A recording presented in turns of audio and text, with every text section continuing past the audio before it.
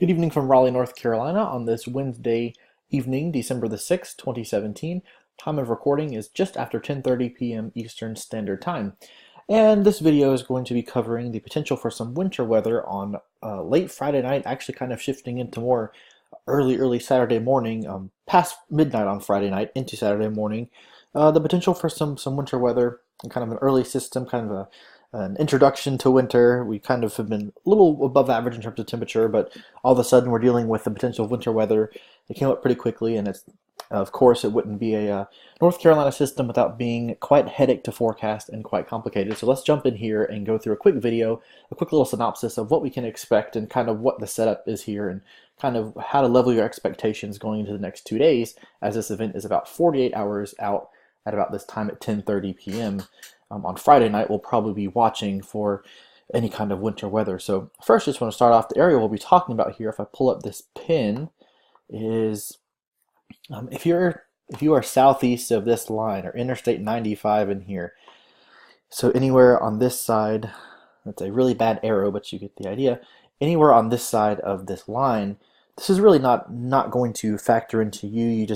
You're in that perennial spot to where these systems kind of tend to go right off the coast, and you just kind of get left out every time. Well, that appears to be this as well. But anywhere on this side of the line, on this side, if I can draw some better arrows here, is where we're talking about here. I can see the potential for some winter weather on Friday night, because what's going to be happening is we have a disturbance that's going to be tracking up along this way to the northeast, in the northeast direction. And what's going to be happening is we're going to be watching for a transition between any kind of rain and snow, and depending on where that rain snow line sets up is going to determine, a lot of what happens and who sees, maybe a couple of wet snowflakes mixed in. Let me start off again by saying this is a very low impact event. This is not going to be a major thing. There could be a little surprise with a couple of inches of snow on some grassy surfaces, but this will not be an ice event. This will not be a major impact event. Roads should be fine. Soil temperatures are very high. I'll actually pull that up in just a moment and show you. But this is not going to be a high impact event. It's just going to be a little kind of introduction to winter. Really should not be that big of a deal. Just an interesting forecast challenge to start off the winter season in 2017-2018 here. So that's kind of what we're talking about. If you're east of this line, feel free to watch the video and hear some comments on it. But really, I would not look forward to any kind of snow, maybe a couple snowflakes if you're lucky, but I really would not expect anything here. So moving on here, I want to jump into the National Weather Service forecast discussion, which you can access if you go to weather.gov here and you go to the forecast. You can actually access it, and I actually want to I don't know if I can go back quickly and show you, but I might post that on my Facebook page showing how to quickly get to these, because they're very interesting to read. It's very technical jargon, but we're going to break it down and kind of read through it and see what it means in layman's terms and kind of break that down and see what it means. So I'm going to go down here. This is the overall synopsis. Cold high pressure will follow and extend across the Carolinas through Thursday. That just means that high pressure is in control. We have sinking air, not really any kind of disturbed weather. Tomorrow should be mostly clear, maybe some showers in the southeastern part of the state. East of that line that I just erased off of that map, have some rain showers, but overall not too bad of a day, maybe peaking into the lower 50s in parts of central North Carolina. Not too bad, but then meanwhile a series of disturbances will pass overhead in a southwesterly flow aloft. And a southwesterly flow means that it is coming from the southwest toward the northeast. So that's the track of the system we're going to be watching into Friday. I'm going to skip over Thursday, and this is just posted 9 p.m., so about an hour ago, but I'm going to skip over to the National Weather Service Raleigh's discussion on Friday and this potential winter weather. So we have increasing chance of snow across portions of central NC between midnight and 7 a.m. Saturday. That's important. That's the time we're looking at here, with some accumulation on elevated and grassy surfaces possible. Now, what's an elevated surface? That's a deck, the top of a car, a grill cover, tree branches, anything that's not concrete, or roofs are another example of an elevated surface. So enough to make things white maybe, but not looking at any problems with roads. So going on here, Friday and Friday night, central North Carolina will be under the influence of deep southwesterly flow that's coming from the southwest as a strong upper level trough to the west swings eastward toward the region. Disturbances in the flow will move over the area, resulting in periods of heavy precipitation. At the surface, central North Carolina will be sandwiched between the stalled front off the mid-Atlantic coast and high pressure ridging eastward from the west. With the high in an unfavorable location, the best push of cold air will likely get hung up along the mountains. Now that's where I want to stop. That was a whole bunch of jargon, but I want to break that point down and go into a map here And this is actually this is the latest surface map that we have available that was released by the Weather Prediction Center, WPC here. This is the latest surface map we have, and this is showing kind of a general overlook of what's happening right now. This cold front that's just moved off the coast, that's what's making everything cooler today. That's why it felt like winter today instead of early fall. And that's now off the coast here. And what you're seeing is that's been pushed off the coast now, and we're sitting in a colder air mass. High pressure is in control. But one thing I want you to keep in mind, I'm going to click on the last time we had a winter storm in North Carolina, which was January 6th of this year, so exactly 11 months ago today, actually. And I want you to take notice that there's a difference here, and it's this high pressure. And that's very important because that high, which was here on January the 7th, to our northeast in North Carolina, is not here in this latest map. And that's really important because that high pressure, the flow around the high pressure here is actually counterclockwise. So if I can get this pin to show up again, it might work here. It's counterclockwise. So pulling in air this way, when you have a high pressure here, it's going to be pulling in this cooler air from the north. And that's usually what gives us our good winter storms, when you have the cold air already in place while the moisture comes.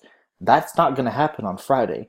The cold air is actually going to be chasing the precipitation, which is a big deal because that means that that cold air has to rush over the mountains and actually come into the precipitation. And that's usually not a good scenario if you want any kind of accumulating snow, because it's better to have the cold air in place.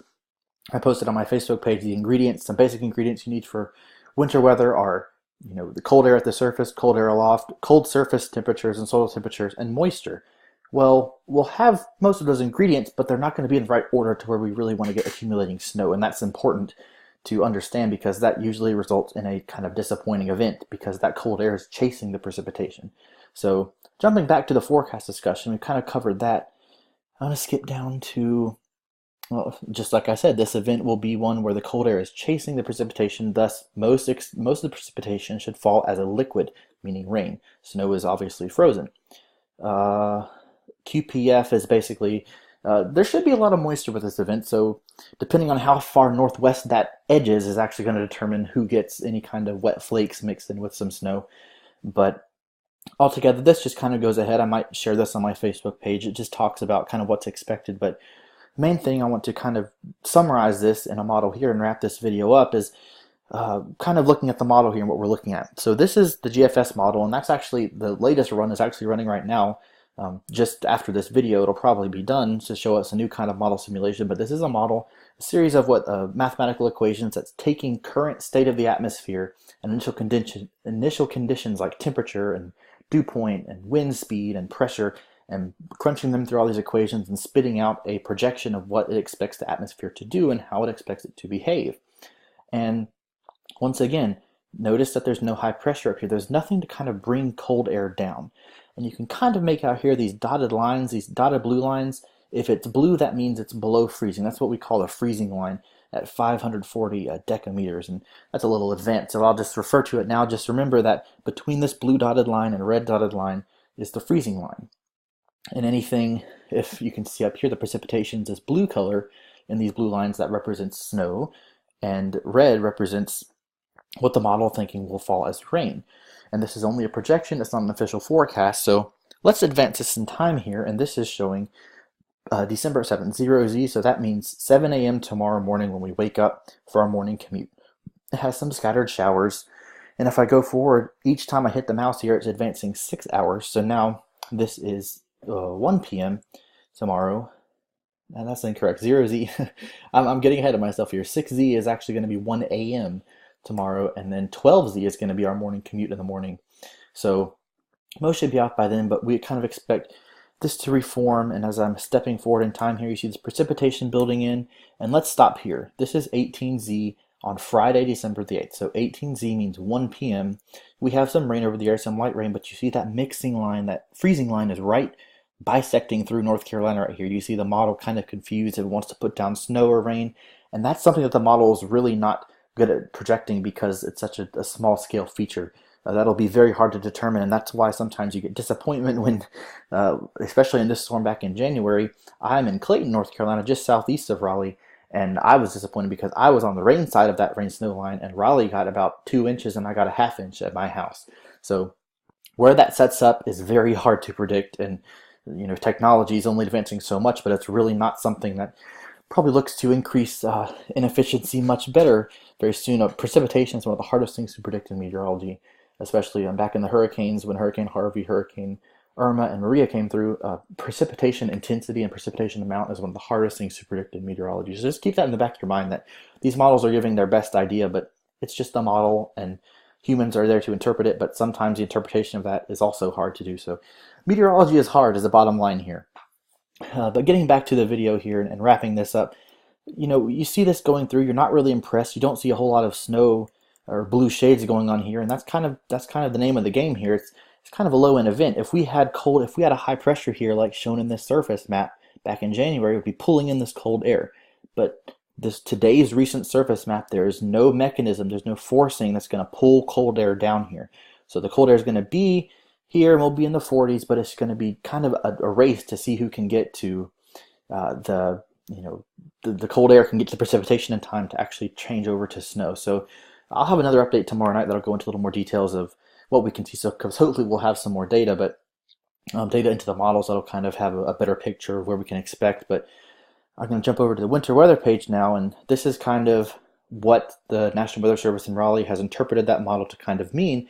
This is a really helpful page that actually just started last year, I think, and it's just weather.gov/RAH for Raleigh/winter, and it has all kinds of probabilistic snowfall forecasts and a neat map here. This is expected snowfall. It's just a generic what we expect, and it looks like it's going to be another one of those US Highway 1 events. For people around here probably know what I'm talking about, where you have down here, US 1 cuts through Raleigh, and then over Harris Lake, down through Sanford, Moore County, into Richmond County, and down into here.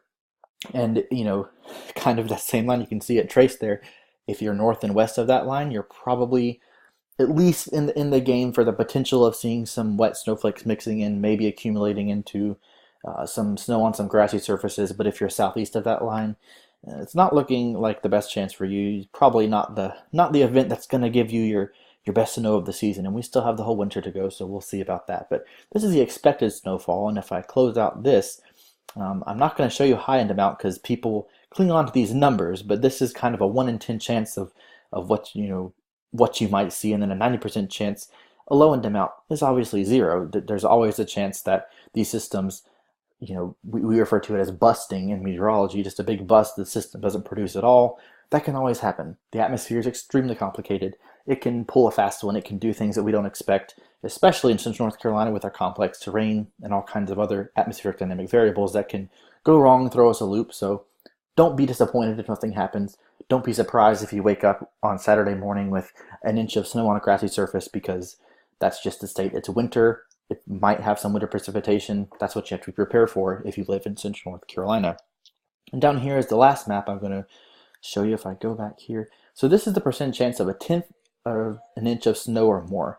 So if I enlarge this, this is kind of where I want to leave off, and it's showing, you average, 71%, 33%, 50% right along here. It's basically showing you there's like a 50-50 shot anywhere of a tenth of an inch of snow. So we're talking a tiny, tiny bit, almost hardly immeasurable inch of snow on grassy surfaces, on elevated surfaces like your car, your roof, tree branches, enough to make it look kind of pretty, but not going to be a high impact event.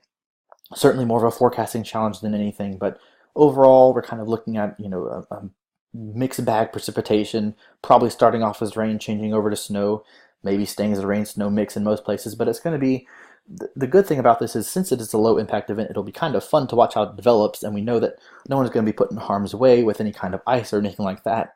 So it should be really fun to watch this develop and see how we can improve our forecast from this kind of winter event. But overall, not a high impact event. Should be interesting to watch it unfold. The farther northwest you are until you get to the foothills of the mountains, the better chance you have of seeing some snow.